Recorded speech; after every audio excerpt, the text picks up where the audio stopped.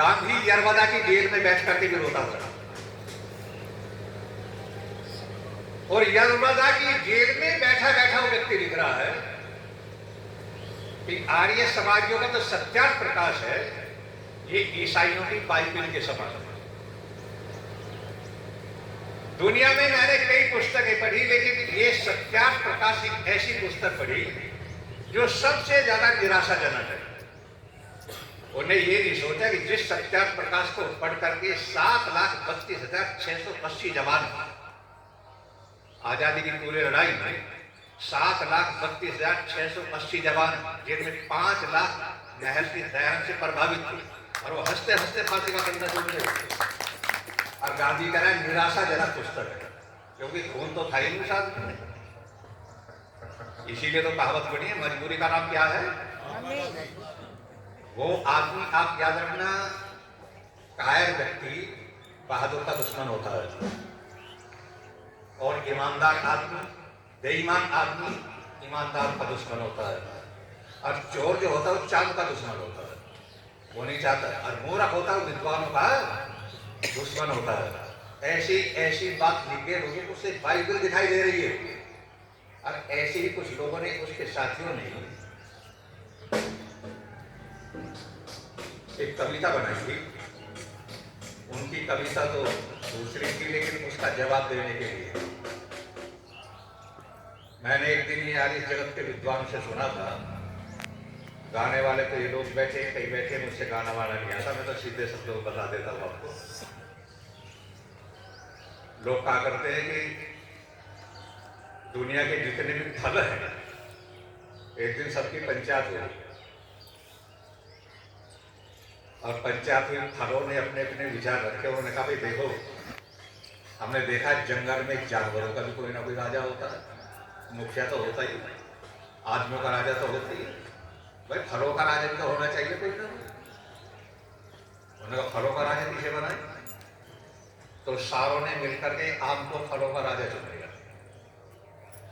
आपके समझ में आता है, आम जो है सबसे ज्यादा गुणकारी है। फलों का राजा कौन बना? आम बना। लेकिन सब थोड़ी खुश हुए उससे, कुछ जल भी गए। और भाई कविता लिखने वाले हैं कि लगा जब आम डाली पर, लगा जब आम डाली पर तो फटी छाती अनारों की। जब आम को राजा घोषित कर दिया तो अनार इतना घबरा गया, छाती फट गई, उसके एक एक दाना अलग हो गया।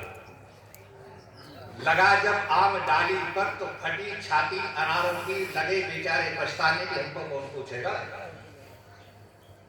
और वो कहते चढ़ा आकाश में नारियल जटा धारण किए सर पर, और पेट में हो गया पानी की हमको कौन पूछेगा। कहते हैं डर के मारे पेट में पानी पानी हो गया।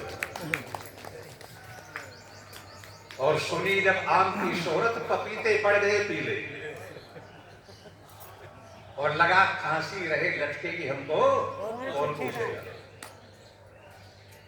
बेचारे संत रहने जब सुना यशगान आमों का, तो कलेजे के हुए टुकड़े की हमको कौन पूछेगा। सुनी जब आम की शोहरत, किया बस बंद निज बढ़ना। किसने? केले ने। केला एक ही फसल देता है, उनका राजा तो आम बढ़ा, संतान आगे क्या करेगा, ठीक है। और बढ़कर के क्या करें हम, यही अंगूर ने सोचा, किसी से रह गया छोटा कि हमको कौन पूछेगा। फलों का राजा आम बन गया, फलों का राजा आम बन गया, सब रह गए पीछे, और सभी को सोच है भारी कि हमको कौन पूछेगा। और प्यारे भाइयों, इसी भांति दयानंद की हुई जब दुनिया में शोहरत, तो पाखंडी पड़ गए पीले कि हमको कौन पूछेगा। फलों का राजा ये बन गया, हमें कोई घास डालने वाला नहीं कोई। तिवारी जी कहाँ गए? ये बैठे देखो, ये महीनों से जूझ रहे कुछ पाखंडियों से, और कल यहाँ शास्त्रार्थ भी शुरू हुआ। एक व्यक्ति कह रहा है कि दयानंद ईसाइयों का एजेंट था। कल आचार्य जी ने जवाब दिया उन्हें, लेकिन हमें अपना कार्यक्रम शुरू करना था। दम उनकी बातों में कुछ था नहीं, और पता चला हमारे शिष्य है अंकित, 22-23 साल का नौजवान है, हरियाणा का। वो जो पकड़ करके बैठ गया, उनके नाक रगड़वा दीजिए। अब वो बोलेंगे किसी दिन को।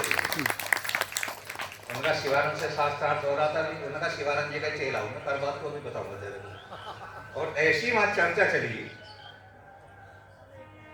मैं आपसे निवेदन करूंगा, ऐसा ऐसा व्यक्ति आचार्य जी की तरह से एक बच्चे को भी कोई बनाकर तैयार कर ले, लेकिन तुम्हारा तो है ही एक, कौन से कोई इंस्पेक्टर बने, कौन से को प्रचारक बने। ये तो वे कर सकते हैं जिनके 15-15